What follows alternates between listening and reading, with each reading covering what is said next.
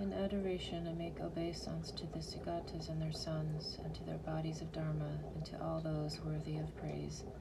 In brief, and in accordance with Scripture, I shall describe the undertaking of the observance of the sons of the Sugatas. Nothing new will be said here, nor have I any skill in composition. Therefore, I do not imagine that I can benefit others. I have done this to perfume my own mind. While doing this, the surge of my inspiration to cultivate what is skillful increases. Moreover, should another of the very same humors as me also look at this, then he too may benefit from it. This opportune moment is extremely hard to meet. Once met, it yields the welfare of mankind. If the advantage is neglected now, how will this meeting come again? At night, in darkness thick with clouds, a lightning flash gives a moment's brightness.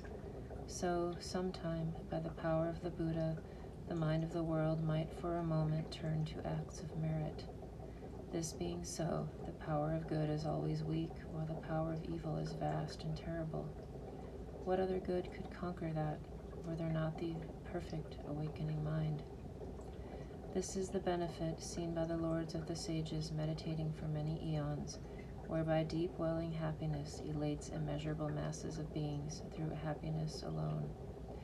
Those who long to transcend the hundreds of miseries of existence, who long to relieve creatures of their sorrows, who long to enjoy many hundreds of joys, must never abandon the awakening mind.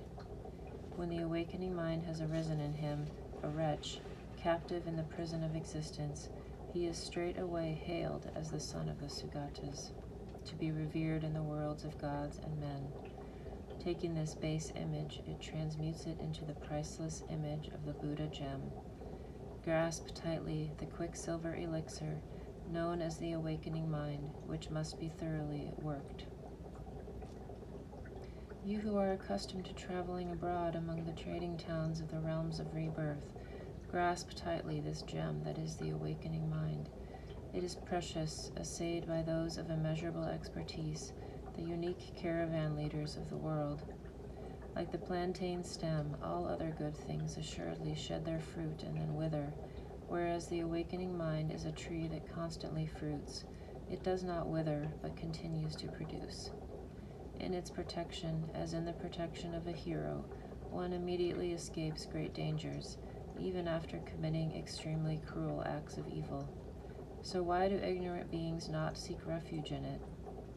Like the Holocaust at the end of a world age, it completely consumes great evils in an instant. The wise Lord Maitreya related its unmeasured praises to Sudana. The awakening mind should be understood to be of two kinds. In brief, the mind resolved on awakening and the mind proceeding towards awakening. The distinction between these two should be understood by the wise in the same way as the distinction is recognized between a person who desires to go and one who is going, in that order.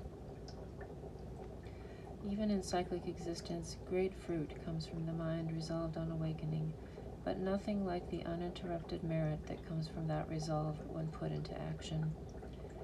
From the moment that he takes on that mind to release the limitless realms of beings with a resolve that cannot be turned back.